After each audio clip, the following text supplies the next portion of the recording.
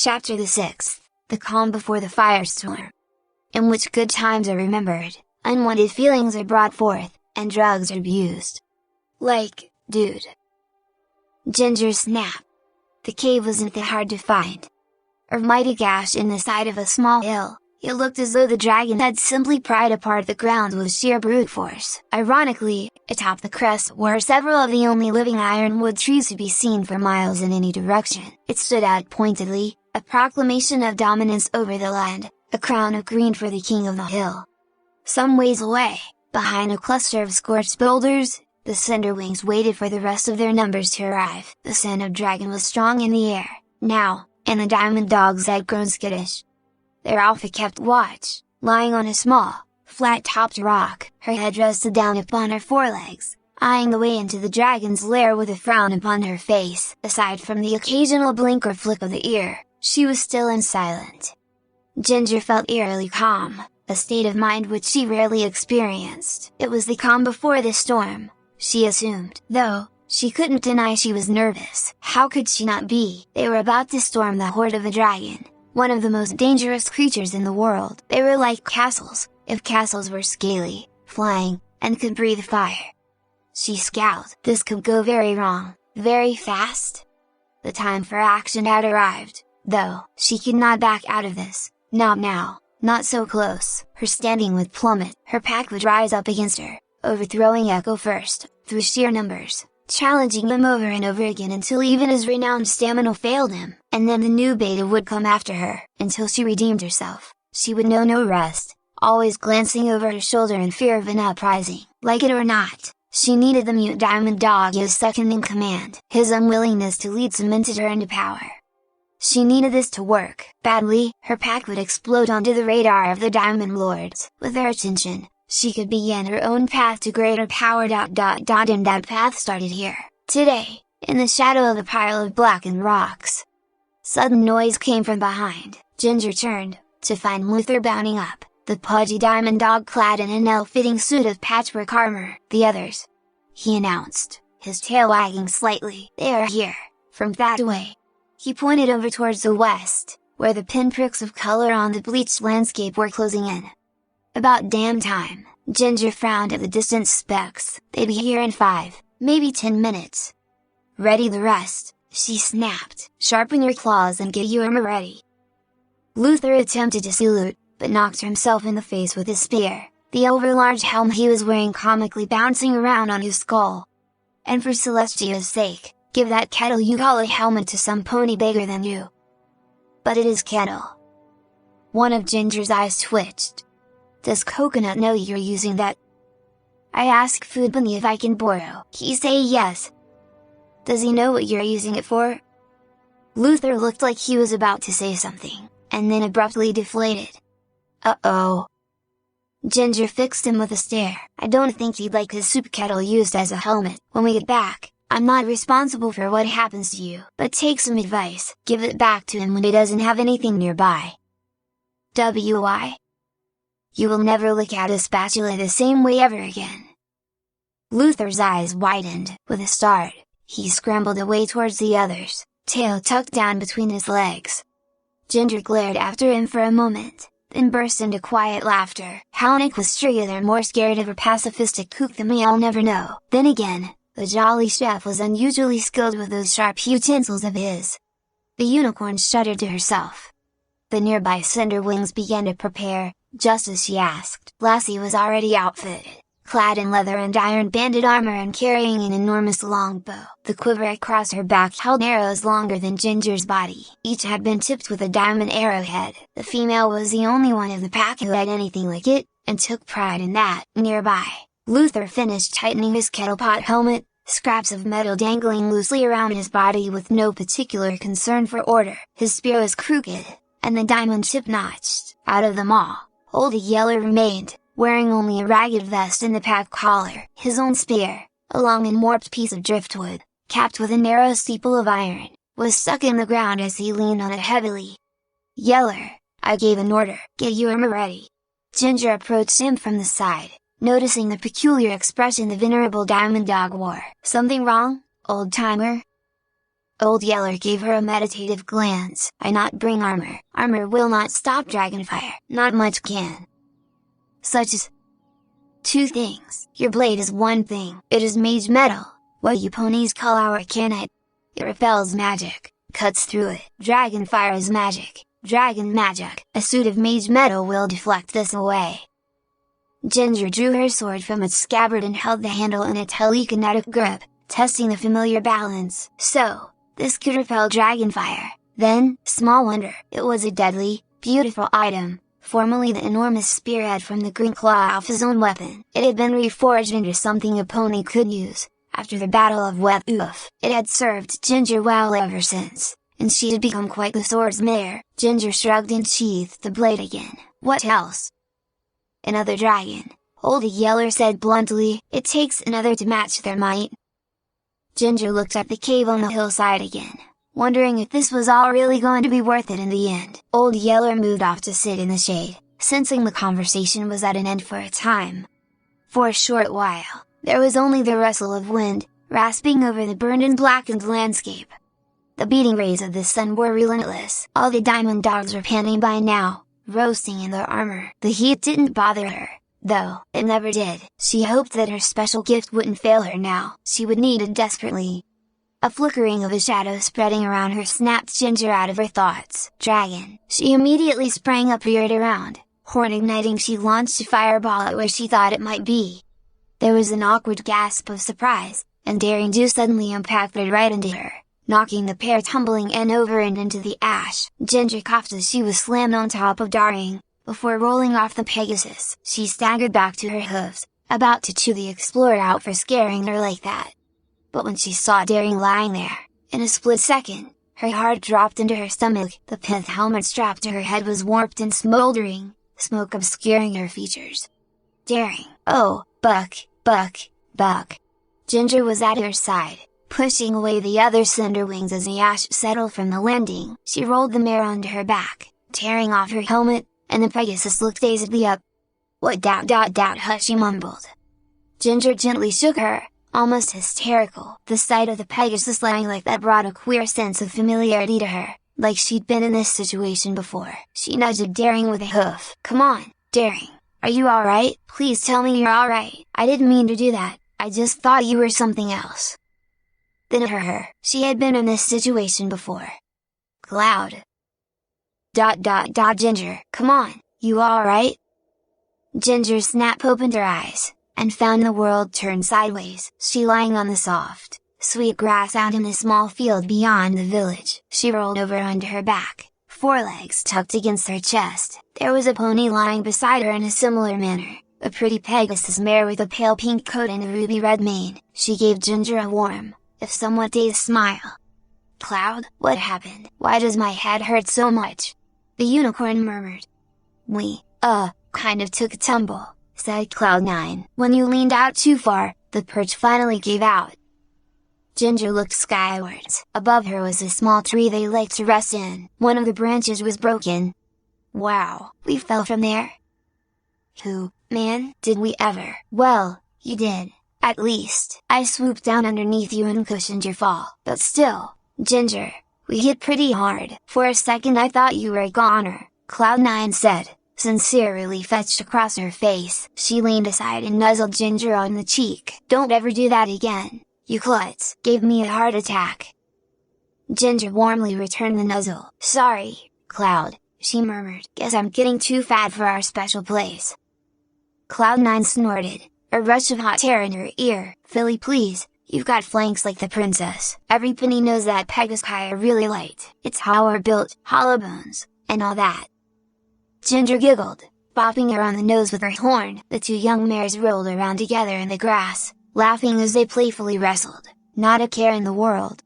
The pair had been close, like two peas in a pod from the get-go, ever since they had met, still little fillies, on that first day of the dry season, all those years ago. Best friends since the very beginning. The ponies of Wet Oof couldn't think of Ginger without thinking of Cloud, and vice versa. They were the terrible two, the lovable scamps of the town, almost like good luck charms for the backwoods rainforest settlement.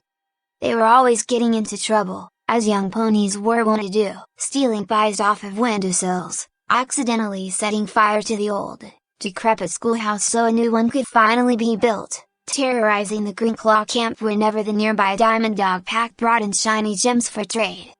As the years rolled by, their folded adventures gradually ceased, but the bond between them remained strong. The innocent embraces and honest affection of their younger years gave way to something more, and new, deeper passion they found for each other. Maybe it had always been there, maybe not, but neither were complaining. It was love. Sweet, naive, youthful love, in all of its radiant glory. Late afternoon found the pair curled up against each other at the base of that very same tree. Ginger sighed with contentment as she lay across Cloud's stomach, while the Pegasus idly played a hoof through her fiery mane. "Hey, hot stuff!" Ginger lightly flicked her tail into Cloud's face. "I thought I told you to stop calling me that." "Yeah, well," Cloud9 humphed. "You think we should be getting back to town now? I don't remember if we told anybody we'd be gone for this long." "Nah, it'll be fine. You know my dad? He knows when I'm in trouble. It's like this weird sixth sense of his for finding out when something's wrong. Maybe it comes with the job?" PFFT, since when did being the mayor give you superpowers? Superpowers, really? This coming from the unicorn who melted down a solid iron ball into a puddle 2 nights ago by accident. Ginger grumbled something into Cloud's stomach. The Pegasus laughed at this. "I like this, let's stay here for the night, just the two of us. If we aren't going to be missed back in the village, then we might as well." "Ho ho, just wanna have me all to yourself, hmm?" "No, I want to have us to ourselves." Ginger blushed at that. "Oh?" Cloud nodded seriously. "Oh, it isn't often we get the chance to sneak off like this." "I could get used to it. We should get away more often," Ginger said.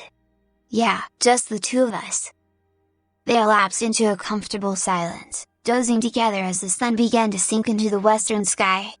Evening came, gentle as a falling leaf. It was one of those few special days a year when the sky in this part of the world wasn't blanketed by powerful rain clouds and a constant drizzle. It was that strange part of the day, just before the nocturnal creatures of the forest came out. A lull of silence would fall over the land, a calm before the storm. The nights in the haste swamp were always a riot of noise and action, even with the rising of the moon. The ponies who called the place home had grown used to it, though, a welcome ambience that signified all was still right in the world. Despite herself, the normally irate unicorn found a truly contented smile playing across her face as she laid together with her mare. She was happy. "I love you, Cloud."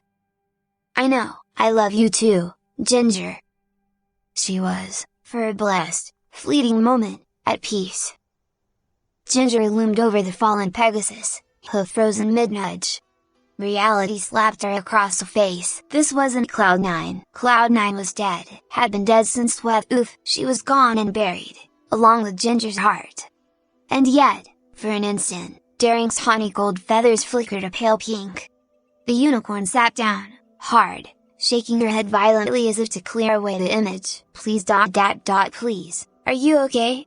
She muttered half to herself. "This was my fault, I'm sorry." What the hey had that been? One moment she was here, the next, somewhere else, someone else, with some pony else. Ginger's mind churned, ugly thoughts threatening to break the surface of the already stormy ocean that was her heart. That wasn't possible, she rationed. It was a memory, she reasoned. A flashback, she assured herself. Right? Daring Do blinked several times, seemingly coming out of the daze. "You bucking shot me with a fireball!" She suddenly screeched, lurching off her back and forcing her muzzle into Ginger's face. Ginger shrank pathetically backwards as the mare in front of her advanced step after step. I know, I'm sorry, you just startled me," she managed to squeak, scared and confused. "I wasn't thinking." Reflex. She lowered her eyes. The few diamond dogs nearby watched the confrontation with hanging jaws and surprised stares. Daring Do relentlessly drove her onward until she was backed up against a boulder. "You shot me with a fireball," she repeated, for utterly no reason. "Do you have any idea what that could have done if it had hit me anywhere else but my helmet?" The Pegasus drew closer and closer. Ginger shuddered as she felt warm breath strike her face. She raised her eyes, matching her own startling green orbs to Daring's magenta ones. "Do you? I don't know. Daring glanced down at her hooves and frowned. My helmet. She scooped it up with a wing. The tan pith helmet, the signature apparel that had been with her for all of her adventures, the object that had saved her life on multiple occasions, was done. It had been charred and blackened, warped grotesquely out of proportion. Daring's eyes glazed over for a moment, a small tear threatening to spill over before she brushed it away. The Pegasus abruptly tossed the hat into the air, before zipping upwards and performing a neat flipping kick, launching it far away, where it vanished into the bleak landscape. She then landed heavily back down where she launched. There was a pregnant silence for a time. Then, a soft sigh was heard. Ginger. That was all she said, but the way she said it, Ginger felt sick to her stomach with guilt and shame. She looked away. Suddenly, something wrapped itself around her. She struggled. Ginger, stop. She stopped. Look at me. She did. Daring gave her a warm, yet sad smile. All the former aggression had completely melted away. You need to chill out, honorable. As hard as it is for some pony like you, she chuckled at the joke. I should be the one saying I'm sorry. What? I know you're dealing with a lot right now, and you're under a lot of stress. I shouldn't have approached you like that. I also shouldn't have lost it, either. But your helmet. I know about the helmet, okay? Daring bristled, then relaxed again. Believe me, I've had that thing since I was a filly. Maybe today is just the day I outgrow it. Look, we all lose a few things important to us as we move through a lifetime. But, if you think about it, that's not so bad. Sometimes, you just need to clear out a space before you can fill it up again with all kinds of wonderful stuff. So enough about the helmet. Ginger stared at her, open-mouthed. What? Nothing. It's nothing. Don't worry. Look, I'm sorry and everything. Let's just move on, now, okay? Her cheeks felt uncharacteristically hot, even for her. Where's the rest of your group? She asked, eager to get off this subject. Daring paused for a moment. A minute or two away, there was another challenge on Echo. Rin-tin-tin. This time, overdue, if you ask me. He's been itching for a fight for weeks, now. In the bag with the vixen. It's fine. What's in the thing, anyway? Just something to level the playing field, provided you brought your dynamite as well. You bet I did. A mare's gotta be prepared for anything, you know. And speaking of unprepared, it seems our striped guest decided to sneak along for the adventure. Ginger cursed. The filly, how did she get away from camp? Feathers if I know. Point is, somehow, she kept up with us and managed to track us all the way here. Kid's got pluck, if you ask me. But what should we do with her? I did say she was Echo's responsibility. Until I say otherwise, she's not of my concern, as long as she stays out of the way, Ginger said. It seemed a bit harsh, but she had to remain steadfast in this. The little zebra had been claimed by the beta, and now she was his charge until they could leave her somewhere. Daring didn't seem bothered by this, though. Got it, Chief. She flashed Ginger a smile and moved off towards the other dogs, leaving Ginger alone once again with her thoughts. The unicorn let out a breath of air she hadn't realized she'd been holding. A puddle of dirty water lay nearby. She looked into it, and at the mare who looked back at her. For the first time in a long while, she gave herself a good, long look, still shaken by the encounter with Daring. Is that really what I look like? Her quest hadn't been kind to her. The fiery mane was matted and clumped, small bits of brush and dirt tangled inside it. The face staring back at her looked gaunt and hungry, and the 3 small scars on the side of her jaw seemed to stick out more than ever. Muck and grime smeared everything, turning her cinnamon coat a nasty, sickly color. Her barding was smoke-stained, worn and beaten, covered in various nicks and dents accumulated by her life on the road and the life around Diamond Dogs. But her eyes were the same, burning pits of molten green, bright with anger and grief. Ginger found herself unable to match her own stare, such was the unsettling power of those eyes. Get a hold of yourself, she quietly scolded the mare in the water. The mare tried to put on a reassuring face, but it came out more like a grimace. Ginger scowled at this, and the visage followed suit. Ginger angrily splashed a hoof in the puddle, destroying the reflection. When unreformed, a different face looked back at her. It was pure white, with a swept back, pale blue mane and eyes like dirty chips of ice. His face was haggard and hard. It was face that she knew well. Ginger seethed with a brilliant rage at this, and jeered. Her horn lit up, and the puddle of water was suddenly vaporized in a jet of fire. Now sitting in the faint depression in the ground was a stormy grey alicorn, clad in a bizarrely colored cloak. "Well, I was about to ask for a hot tub, but I think you've overdone it a little," he sniffed. Ginger felt a faint pulse on the side of her neck. "Disarray, leave, now." "Sorry, Disarray isn't here right now, please leave a message at the beep." The alicorn stood up and hopped lightly out of the pit. He cocked his head to the side and waited a few seconds before a faint beep was heard from an unknown source. Wait, Entropy?" The alicorn nodded. "Ding-a-ling, we have a winner, ladies and gentle colts." "You used the 2 sides 1 coin spell, again?" And Bingo was his name. "Oh. Why exactly was this necessary?" Entropy gave a hearty chuckle. "Because, you silly filly, I don't keep all my eggs in one basket, so to speak. Multitasking is just a naughty habit of mine. I like to do 2 things at once. That's why I put cocaine inside my blunt." He then produced a small length of white material, lit on one end, and took a very deep drag from it. He let out a satisfied sigh and said to no pony in particular, "Kids, don't try this at home. Only reason I'm still standing is because I've got tiger blood and Adonis DNA, and if you smoke this, you'd probably die." Cough. Ginger stared at him. "What?" said the alicorn, exhaling a puff of noxious smoke from his ears. "At this point, I'm not even sure whether or not you know what you're going to do next," said Ginger. "Pork chop sandwiches," Entropy affirmed, nodding sagely. "Right. So, where's Disarray, if you're here?" "Right now, prison," he said as if it were a simple fact of life, or merely commenting on the weather. "Doing. Hopefully, not dropping the soap."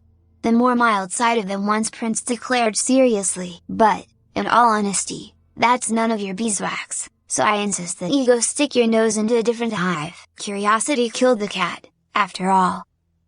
Ginger blinked. "Was that a threat, Entropy?" she asked softly. The thinly veiled danger in her voice was palpable. She was sure she could beat the alicorn if she got the drop on him first, but if he managed to use his reality-altering powers quick enough. He laughed. "A threat? Oh, you must have mistaken me for someone who fights fairly, Miss Snap." Suddenly, in a flash of magic, he appeared not inches away. "I don't give warnings," he said coldly, "and I am not bound to your little tribe of puppies, so don't presume to have authority over me. I am here only for the sole reason of the fact that I find Fluffy so integral to my ambitions." "Your ambitions, if you're trying to use this pack for your own ends?" "Oh, don't be so naive. You're but a pawn in a much larger game of chess." Entropy sniffed and fluttered his wings. "Luckily for you, you're going to be on the winning side, because like I said earlier, I don't follow rules, I make and break them. I also don't hold myself to playing only one side of the board." The alicorn abruptly spun about and stalked away, the conversation clearly over. Ginger glared after him, pupils boring holes into the back of his head. If it weren't for the fact that the prince hadn't saved their lives on countless occasions already, she might have actually done such a thing. Unpredictable madpenny, she seethed. She was more angry for the fact that she'd come to rely on his timely intervention in the first place. It made her weak, trapped behind a shield she could not lift. She was not some helpless filly, anymore. She was a tried and tested warrior, a veteran of the Battle of Weth-Oof and the one who dealt the death blow to Arizona himself. She had faced a swarm of hydras and had a hoof in the extinction of the Greenclaws. If there was any penny here who could take care of herself, it was Ginger Snap. She was very, very dangerous, and it showed. But to keep using Disarray as a safety net it could not stand. One way or another, it had to end, or she would never be able to call herself a true alpha. She resolved to find a way to somehow do away with the entire situation and possibly the prince himself, if he kept demonstrating his superiority to her. It wasn't like she'd asked him to come along. The self-exiled noble was hell-bent on it. He seemed to owe some sort of gratitude to Echo and Daring. Perhaps that was why he stuck around. The way they told it, he'd been freed from a long imprisonment by them on some escapade long before they'd met at Weth-Oof. Celestio damn Weth-Oof. It always came back to Weth-Oof, for one reason or another. Ginger snorted angrily and stomped away towards the top of the rock pile the pack was sheltering behind. The green hill of the dragon's den still lay beyond, as immortal and immovable as a mountain. She suddenly wanted to destroy it, to utterly crush it into dust. Celestial damned dragons! Yet another obstacle in between her and the ultimate prize, a new nation, a new order. Under her, lousy diamond dogs couldn't take care of themselves. Celestial damned diamond dogs! Then again, they were the whole reason she was here in the first place. She shot a glance over to the pack. By this time, Echo's group, the three others that had been in the wastes, had returned, finally caught up to Daring Do. Among them was Zenza, the little zebra filly. She hung away, nervously poking at the ground, clearly uncomfortable around the diamond dogs. She looked tired, dirty, and guilty, though Ginger saw the light of determination in her eyes. Ginger snorted to herself, Echo would have his paws full dealing with that one. There was already a warm welcoming between the pack mates, friendly cuffing and boisterous laughing was heard. From the fragments of conversation blown on the dry wind, Ginger heard tell of another challenge made, the first one in a while. Once again, she owed the stability of her leadership to Echo, who steadfastly barricading the entrance to power. Celestial damned Echo! She didn't understand him. Everything he did went against all she knew of diamond dogs. They reveled in combat and conflict, while he seemed to despise it. They valued material wealth, collecting small hoards of treasures that were nestled into their bedding. She often had to mete out punishments for stealing from ponies and each other. A constant battle. Her beta, meanwhile, carried all he owned in the world on his person. Echo! She barked. The diamond dog smartly spun about from where the others were busy looking at a magnificent bruise he'd received on his jaw, no doubt from the challenge he'd won. He was at her side in an instant. He smelled like ash and dirt and freshly cut wood, for some odd reason. Ginger pointed a hoof towards a green-capped hill. I want you to take your group, Daring and the zebra, too, and circle the rise. Inspect the entrance to the lair, but do not, under any circumstances, go inside. Report back on anything of interest you find. The diamond dog looked at her strangely. For some odd reason, everybody had been doing that lately. Well, what are you standing around for? Go! Echo saluted her with that strange one-fingered gesture he was so fond of, before swiftly returning to the others. After a brief issuance of orders, interpreted by Daring Do, the cinder wings that arrived with him split off from the pack, and left in a cloud of grey dust and ash blown up by their receding paw steps. For some odd reason, Ginger found herself watching as the figure of the Pegasus zipped up into the sky, soon becoming nothing more than a small dark blip as she circled above the hilltop. Her muscles unclenched a little. She hadn't realized she was so tense.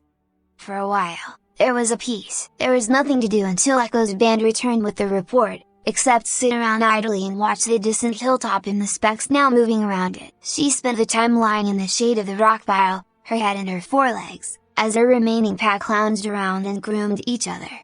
It was a strange sort of interaction. Ginger thought the diamond dogs would use their tongues and teeth to clean out the coats of their pack mates. None of them groomed alone, unless something had happened that had severely lowered their social standing. Ginger recalled the time that Chance had once accidentally sent one of the supply wagons off the edge of a cliff, plummeting into a gorge until it shattered along the rock walls. All the food and several of the pack's possessions had been lost, and their displeasure with him was evident. Chance had been shunned for almost an entire month. He was treated as if he weren't even there, as if an invisible wraith stood in his place. Ginger had tried to intervene, but Holdy Yeller had pulled her aside and told her that it had to happen. Aside from the justice she dealt out as Alpha, and by extension, her Beta, the pack tended to judge itself. Most small disputes and issues are resolved on the spot. If a pack member was doing wrong, the pack would pass its own kind of judgment upon them. Stealing food, for example, was a crime that could be worth a beating from the victim. Cowardice and incompetence, like Chance had displayed, earned the odd social exile. There were no real laws within the Cinderwings. Ginger had never established any formal rules. It was a common kinship that bound them together. In Diamond Dog terms, they were, technically, family. Despite several members being born in various places across Equestria, they lived, slept, ate, fought, loved, and died together. That's what it meant to be in a pack. It was more than a gang of furry thugs. It was a home, a society that they all had to share. Family tends to take care of itself, Ginger mused. Thoughts of her own family crept into her mind. Her father had been a hard stallion, stoic and cold, but had loved her fiercely, even if he rarely showed it. Her mother had been his polar opposite, wild and tempestuous. Ginger wished she remembered more of her. A sudden nudge on her side brought her back to reality. It was Old Yeller, surprisingly, gently prodding her with his cold, wet nose. Ginger stiffened, ready to move away, when a warmth on her other side pressed her up. It was Lassie. The other Cinderwings had gathered around, laying about in a close huddle, grooming each other. Their alpha had now become the center of the pack. Ginger felt something warm and wet rasp across her ear. At first, the sensation was shocking. She faintly realized that Lassie had begun grooming her. The diamond dog's tongue was strangely rough and very strong, and Ginger soon found herself soothed by it. A small nip along her spine told her that Old Yeller was busy combing through her ragged coat with his teeth and claws, gently cleaning it out. It was an intimate moment, but a different kind of togetherness, that of friends and comrades, merely scratching each other's backs. A low rumble sounded out, a contented hum that was quickly picked up by the others. It was a happy, lazy sound, that spoke of warmth and comfort. Ginger relaxed with her pack, and for the first time in a long while, a small, contented smile crept onto her face. Achievement unlocked, Feather Fetish. Level up, Ginger Snap, Alpha of the Cinderwings. Perks unlocked, Blood in the Water, -1 int, -1 spirit, immunity to poison. That strange sensation you feel in your veins? Congratulations! It's not some life-threatening disease. It's just, oh, you know, the waters of the river Styx. The dead know you can see them. Now, expect hauntings. I suggest having the Ghostbusters on speed dial. Odin knows you're going to need him. Location discovered. Lady Pyrite's Crown.